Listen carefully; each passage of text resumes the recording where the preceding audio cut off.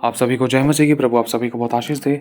अपना थोड़ा सा समय देकर इन बातों को ज़रूर जान लेना, ताकि शैतान को बिल्कुल मौका ना मिलने पाए। आप ही के लिए भला है और ये सब आप ही के लिए सिखाने के लिए है, ताकि प्रभु के आत्मा के द्वारा आप इन बातों को सीखो और जानो और अपनी ज़िंदगी में ऐसी प्रकार की बातों को अपनाकर, वरन कुछ ऐसी बातों को जो शैतानी है उनको छोड़कर, वरन कुछ ऐसी बातों को जो परमेश्वर की ओर से उनके अनुसार चलकर आप परमेश्वर के साथ और कनेक्शन में आते जाओ और बढ़ते जाओ। ठीक है, तो ये बातें जानना हम सभी को बहुत ज़रूरी है। तो एक इस प्रकार का उपवास है जिसके द्वारा बहुत से लोगों ने इस प्रकार का उपवास रखने की कोशिश करी, वरन रखना भी नहीं चाहा, लेकिन अनजाने में हो भी गया और कुछ ऐसी गलतियाँ भी हुई। कई बार ऐसा होता है जोश जोश में हो गया, कई बार किसी को देखा देख में कर लिया लेकिन नुकसान उठाया। और दूसरा लिखा है कि मेरा ज्ञान ना होने से मेरी प्रजा नाश हो रही थी, दूसरी तरफ लिखा है कि मेरा ज्ञान ना होने से मेरी प्रजा बंदवाई में जा रही थी। और एक तरफ लिखा है जो लोग मेरा ज्ञान रखेंगे वो हियाब बांधकर बड़े बड़े काम करेंगे। किसका ज्ञान? परमेश्वर का ज्ञान, उसके वचन का ज्ञान, उसकी शिक्षा का ज्ञान और उसके वचन, उसके पवित्र शास्त्र का ज्ञान रखेंगे, वो हियाब बांधकर बड़े बड़े काम करेंगे। तो मेरे भाई और बहनों, आज का वचन हम सभी के लिए, ताकि प्रभु का आत्मा इन बातों के द्वारा हमें ये सिखलाए कि हमें क्या करना चाहिए, क्या नहीं करना चाहिए, और अगर करें तो किस तरीके से करें, ना करें तो किस तरीके से ना करें।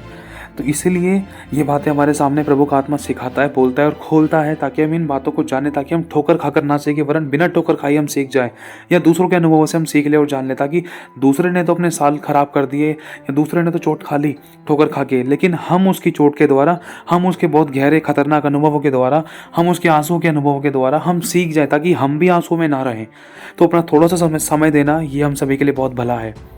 तो आज हम शुरू करते हैं इस बात को कि जो भी लोग उपवास रखते हैं, देखो, आपको उपवास के बारे में खुदा बाप ने बहुत कुछ सिखा दिया है, मैं विश्वास करता हूँ।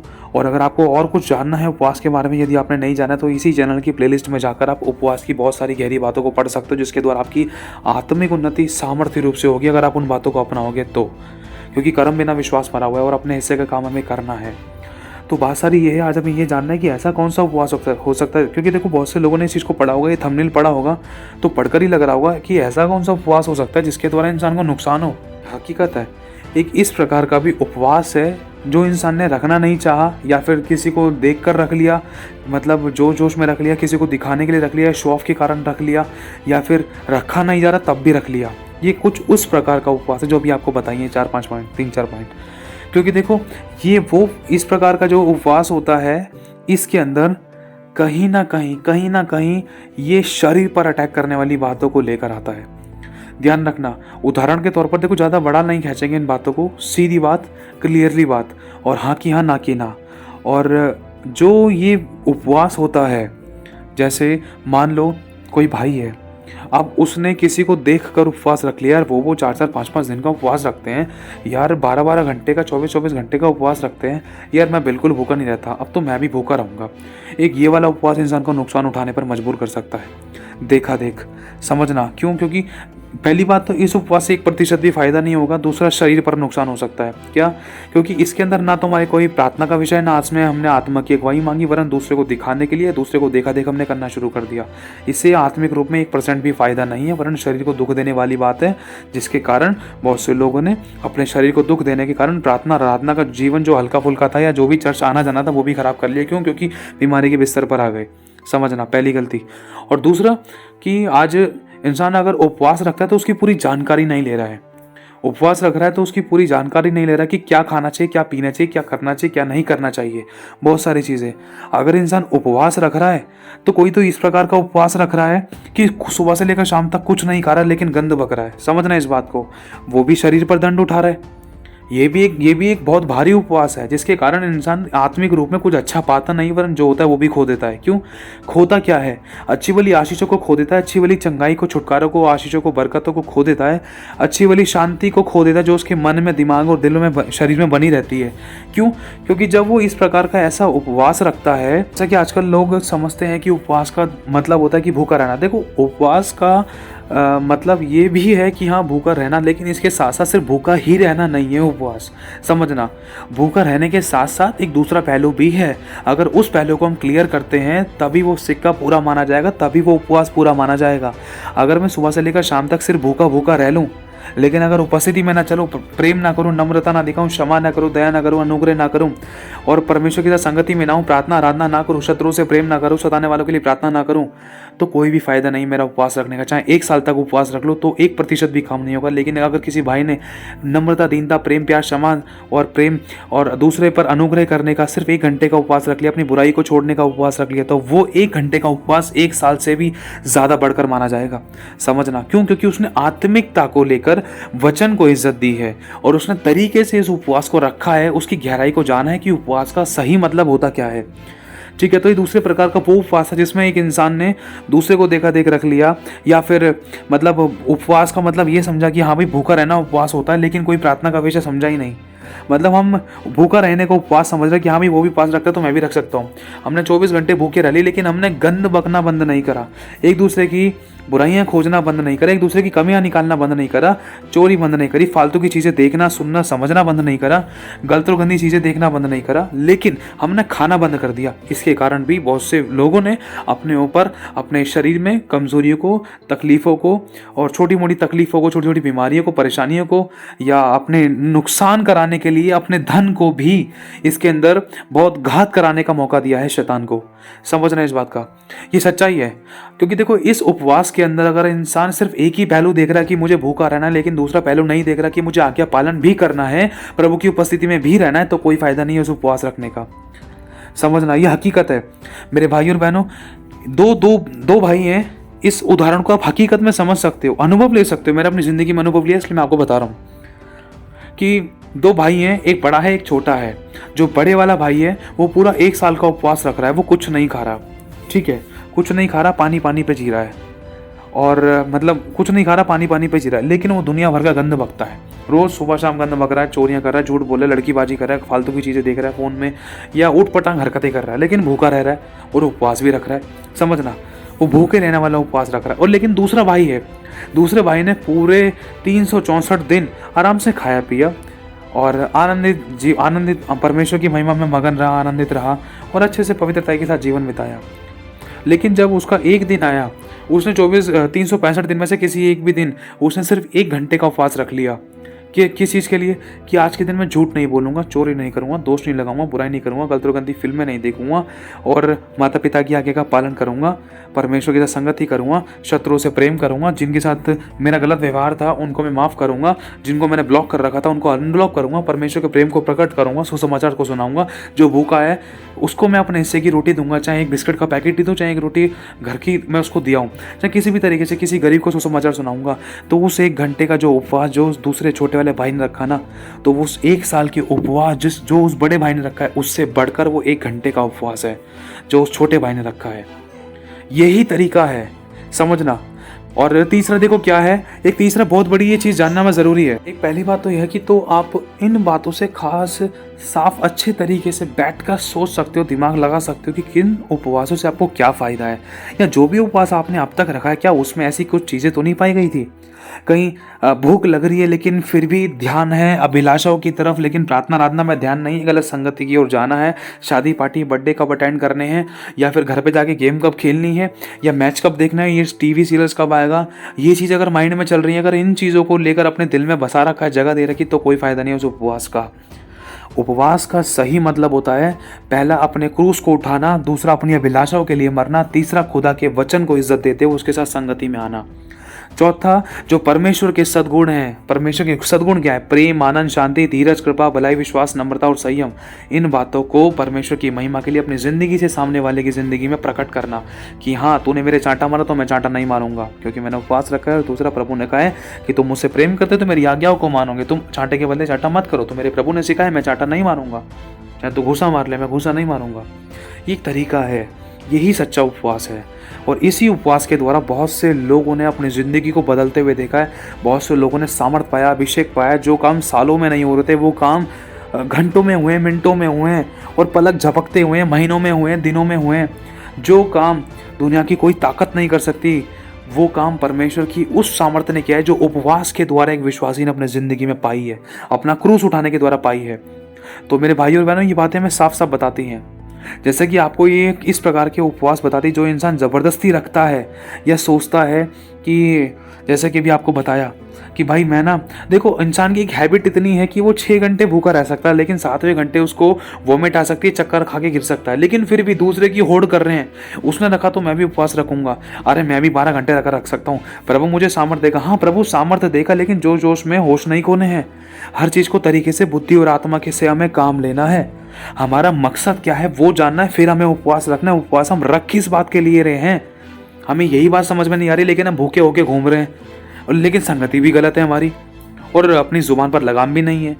उपवास रख रखा है लेकिन बढ़ती कम चढ़ती ज़्यादा। उपवास रख रखा है, मुंह से गलत और गंदे काम, गलत शब्द बंद ही नहीं हो रहे हैं। उपवास रख रखा है, दूसरों को शो ऑफ कर रहे हैं। उपवास तो रख रखा है लेकिन बॉडी में इतनी कमजोरी है, चक्कर आ रहे हैं, सर दर्द, पेट दर्द, हाथ दर्द शुरू हो गया। जबरदस्ती कर रहे हैं अपने शरीर से कि भाई उसने रखा तो मैं भी रखूंगा, भाई वो भी रख सकता तो मैं भी रख सकता हूँ।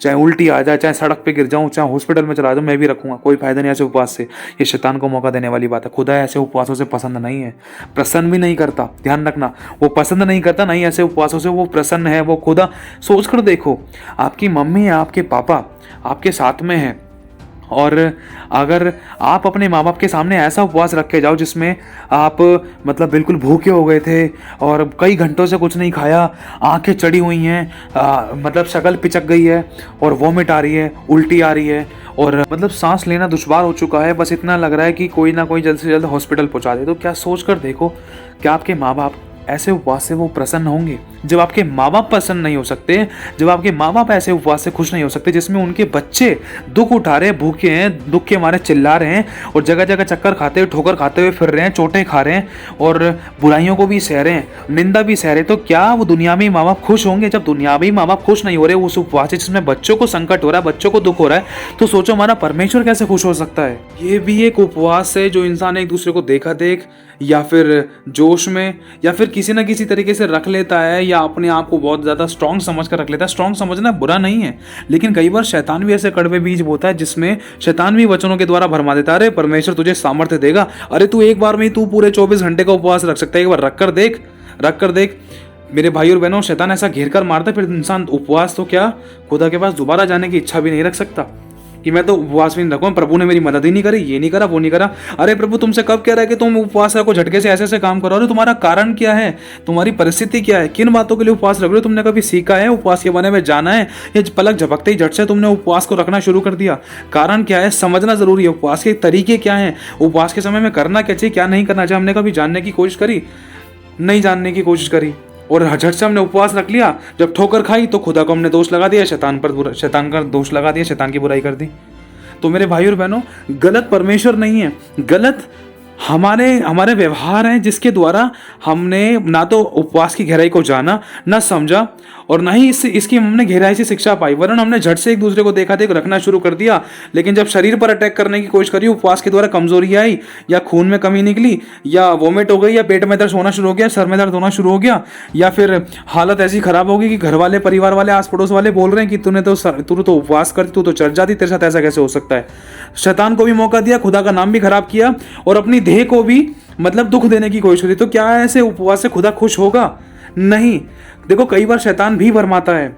लिखा है मेरे भाई और बहनों, एक ऐसी जाति है जो बिना उपवास और प्रार्थना के नहीं जाती। मतलब एक कारण प्रभु ने बताया कि अगर तुम उपवास रखो तो इन बातों के लिए तुम रख सकते हो, लेकिन अगर जिस किसी का कोई रीजन ही नहीं है, कारण ही नहीं, बिना मतलब में अगर कोई उपवास रख रहा है तो उस उपवास से फायदा क्या हो सकता है? और वो भी इस प्रकार का उपवास रख रहा है जिसमें वो भूखा तो रह रहा है लेकिन गंद बक रहा है, भूखा तो रह रहा है लेकिन मतलब परमेश्वर की संगति में नहीं बैठ रहा, भूखा तो रह रहा है लेकिन शरीर को कष्ट दे रहा है, रहा नहीं जा रहा है, 2 से 4 घंटे भी नहीं रहा जा रहा है, या 8 से 12 घंटे नहीं रहा जा रहा है, शरीर में दर्द, सर में दर्द, पेट में दर्द, हाथ में दर्द, मुंह में दर्द हो रहा है, या किसी भी तरीके से बॉडी मतलब जवाब दे रही है कि नहीं रख सकते, लेकिन फिर भी जबरदस्ती रखे जा रहे हैं। तो ये तो शैतान को पूरी तरीके से मौका देने वाली बात है। तो ऐसे उपवास से खुदा कहां से खुश हो सकता है? खुदा उपवास रखने के लिए मना नहीं कर रहा है, इस बात को गलत मत लेना, समझना इस बात को। खुदा उपवास के लिए मना नहीं कर रहा है, वरन खुदा तो खुद कह रहा है एक उचित उपवास रखा जाता है। खुदा तो खुद कह रहा है कि एक ऐसी जाति है जो बिना उपवास और प्रार्थना के नहीं जाती, मतलब दुष्ट की जातियों को, दुष्ट आत्माओं को निकालने के लिए उपवास रखना है। यीशु मसीह ने खुद चेलों को कह दिया। मेरे भाई और बहनों, यीशु मसीह सेवा को शुरू करने से पहले खुद 40 दिन तक निराहार रहे।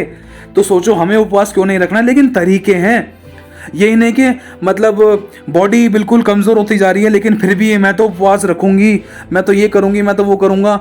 लेकिन फिर भी हम रखे ही जा रहे हैं, शरीर जवाब दे रहा है, बिल्कुल हालत बिगड़ते जा रहे हैं, लेकिन फिर भी हम उपवास रखे जा रहे हैं, तो कोई फायदा नहीं है, कोई फायदा नहीं है उन चीज़ों से। खुदा बाप ऐसे उपवासों से खुश नहीं हो सकता जिसके अंदर उसके बच्चों को दुख मिले, दर्द मिले। लेकिन अगर एक कमिटमेंट है, उसकी बात अलग है। अगर हम देखो, उदाहरण के तौर पर समझना इस बात को, जैसे अगर मेरा कोई कारण है कि भाई मैं ना उपवास रखूंगा कि जो मेरी रुकी हुई पेमेंट है वो रिलीज हो जाए, मैं उपवास रखूंगा, जो मेरा धन है, मेरे बॉस ने जो ले रखा है, जो मैंने काम करा था, वो पैसा मुझे मिल जाए। अब ये कारण है, इस बात के लिए मैं उपवास रख सकता हूँ। चाहे तो मैं 1 दिन का भी रख सकता हूँ, 1 घंटे का भी रख सकता हूँ, जैसा मेरा शरीर मुझे अलाउ करेगा वैसे मैं रख सकता हूँ। जब तक मैं उपवास में रहूँ, जब तक मैं रह सकता हूँ। लेकिन जब मुझे लग रहा है कि मेरी हवा टाइट होने को जा रही है, या फिर मैं कमज़ोर होने को पड़ रहा हूँ, या मेरे को सांस लेने में दिक्कत हो रही थी, या फिर खाने पीने की मुझे ज़रूरत पड़ रही है, कमज़ोरी चक्कर से लग रहा है, तो उसी समय छोटी सी प्रार्थना करके उपवास को तोड़कर उस विषय के लिए मैं प्रार्थना करके, जिस विषय के लिए मैंने उपवास रखा है उस विषय के लिए प्रार्थना करके, प्रभु तूने मेरा काम करा दिया, मैं तेरा धन्यवाद करता हूँ, मेरे रास्तों को खोल दिया, अभिषेक के कारण तूने और प्रभु इस उपवास के द्वारा तूने मुझे अभिषेक दिया, और अभिषेक के कारण तूने मेरे बंधनों को तोड़ दिया, और मैं विश्वास करता हूँ तूने मेरे रास्तों को खोल दिया। प्रभु छोटे से उपवास को तो ग्रहण करना, यीशु के नाम से इस प्रार्थना को मांगता हूँ, आमीन। अगर कुछ गलती, पाप, गुनाह, अपराध हो गया इस उपवास के रखने तक भी, मुझे क्षमा कर, तेरे लहू से मुझे धो दे। प्रभु इस उपवास को ग्रहण करना, यीशु के नाम से इस प्रार्थना को मांगते हैं, आमीन। बस अपनी छोटी सी प्रार्थना करके, अगर आप चाहते हो कि और प्रार्थना करो तो कर सकते हो, आराधना करना चाहो तो और आराधना कर सकते हो, उसके बाद खाना खाना चाहो तो खाना खा सकते हो, कोई दिक्कत नहीं है।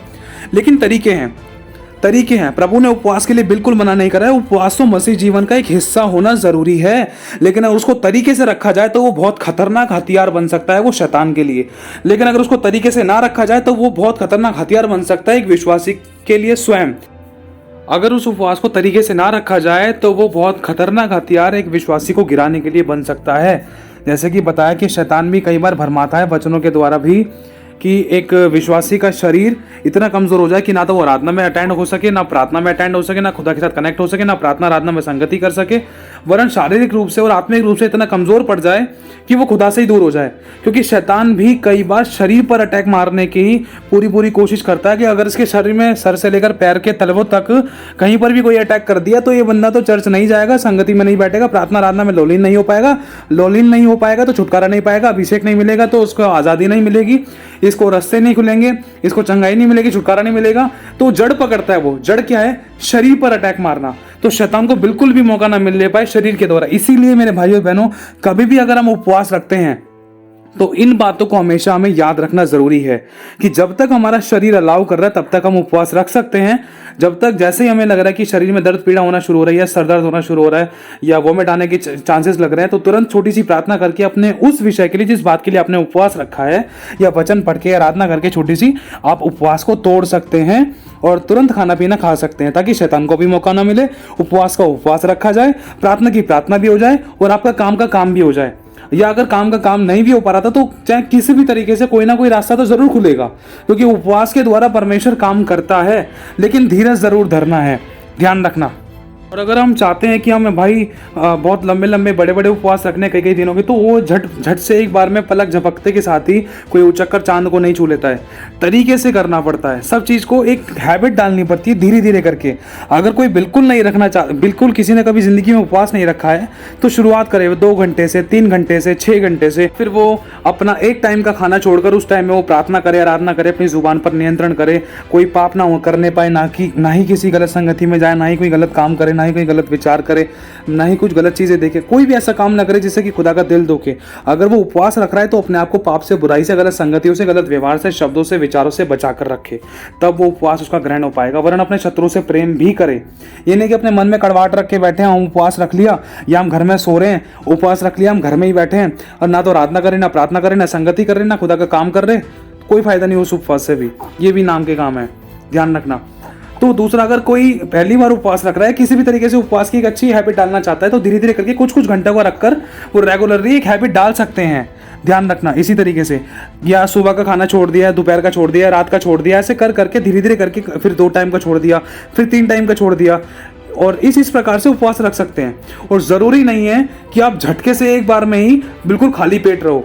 परमेश्वर ऐसे भी हमें नहीं कह रहा है कि शरीर पर अपने दुख उठा लो और भूखे रहो, फिर तुम्हारा काम मैं करूंगा। नहीं, प्रभु ऐसे भी नहीं चाहता मेरे भाई और बहनों।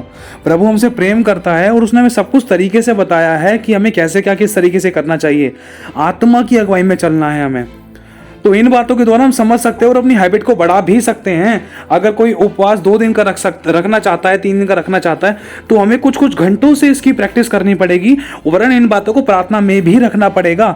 और धीरे धीरे करके परमेश्वर इसमें समय आपका बढ़ा भी सकता है। और अगर आप इसमें रुचि दिखाते हो कि आप उपवास में और ज़्यादा लंबे टाइम तक जाने चाहते हो, तो इस बात के लिए आप प्रार्थना में रखो। प्रार्थना में रखो छोटे से उपवास, 15 मिनट, 20 मिनट, आधे घंटे का, 1 घंटे के उपवास में प्रार्थना में रखो कि प्रभु मैं चाहता हूं कि मैं 16 घंटे का, 12 घंटे का, 24 घंटे का, 1 दिन का, 2 दिन का उपवास रखना चाहता हूं। मेरी इच्छा है, मेरी मदद सहायता करो। तो जितना आपसे जब तक रहा जा रहा है धीरे धीरे करके रहने की कोशिश करो। मान लो जैसे आज आपने 4 घंटे का रखा है और कल आप दोबारा से 4 घंटे का रख रहे हो, तो कल 4 की जगह 4.5 घंटे खिंच गए या 5 खिंच गए। अगर आपको लग रहा है कि आधा घंटा और रह सकते हो और कोई दिक्कत भी नहीं होगी, कोई प्रॉब्लम भी नहीं होगी। अगर आपको लग रहा है 5-10 मिनट भी ज़्यादा हो रहे हैं ना, तो कोशिश करो। अगर नहीं हो रहे तो ज़बरदस्ती भी मत करना, ताकि शैतान को मौका ना मिले। अगर आप नहीं भी करोगे कोई दिक्कत नहीं है। ये मत सोचना कि नहीं करा तो खुदा गुस्सा हो जाएगा, ऐसा भी नहीं है। शैतान भी कड़वे बीज ना बोने पाए मन में। जैसा भी आप हो खुद आपको ग्रहण करेगा, ध्यान रखना। लेकिन तरीके से, ईमानदारी, पवित्रता, सच्चाई, खराई के साथ अगर हम उसके अनुसार चल रहे हैं, अगर हमने 15 मिनट का भी उपवास रखे, उसके अनुसार कराए काम, तो वो उस 15 मिनट के उपवास को भी ग्रहण करेगा। जैसा भी आपको बताया कि एक भाई ने 1 साल तक उपवास रखा है भूखा रहकर, लेकिन पाप करना नहीं छोड़ा, और दूसरे भाई ने सिर्फ 1 घंटे का उपवास रखा, लेकिन प्रभु की आज्ञा का पालन करने की कोशिश करी, प्रभु की संगति में रहा, शत्रु से प्रेम किया, सबको क्षमा किया, नम्रता, दीनता में रहा, वचन पढ़े, आराधना करी, प्रार्थना करी और अपने उन विषयों के लिए प्रार्थना करी, तो वो उपवास खुदा को ग्रहण योग्य होगा। तो ये तरीके हैं। तो प्रभु आशीष दे आप सभी को। जय मसीह की।